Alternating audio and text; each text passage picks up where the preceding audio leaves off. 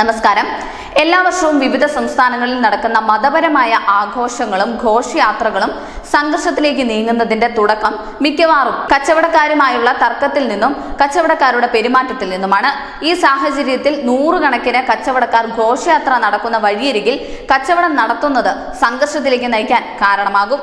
അതിനാൽ തന്നെ അത്തരം സംഘർഷം ഒഴിവാക്കാൻ കടക്കാർ കടയുടമകളുടെ പേരും കടയുടെ പേരും പ്രദർശിപ്പിക്കുക. ഇതിൽ നിന്ന് മതപരമായ വിശ്വാസങ്ങൾ ഇതര മതസ്ഥരെ ഹനിക്കുന്നില്ല എന്ന് ഉറപ്പുവരുത്താൻ കഴിയും. സംഘർഷം ഉണ്ടായാലും പോലീസിന് ഇത്തരക്കാരെ കണ്ടെത്താൻ എളുപ്പവുമാണ്. അതുകൊണ്ടാണ് ഇത്തവണ കാൻവാർ യാത്രയ്ക്ക് മുന്നോടിയായി പേര് പ്രദർശിപ്പിക്കണമെന്ന ഒരു തീരുമാനം യോഗി എടുത്തത്. ഇതിന് തൊട്ടു പിന്നാലെ ഉത്തരാഖണ്ഡും ഈ നിയമം നടപ്പാക്കിയിട്ടുണ്ട്. രാജസ്ഥാൻ, മധ്യപ്രദേശ് തുടങ്ങി എല്ലാ സംസ്ഥാനങ്ങളിലും സംഘർഷം ഒഴിവാക്കാൻ ഈ നിയമം നടപ്പാക്കാൻ ഒരുങ്ങുകയാണ്. News desk, news India Malayalam.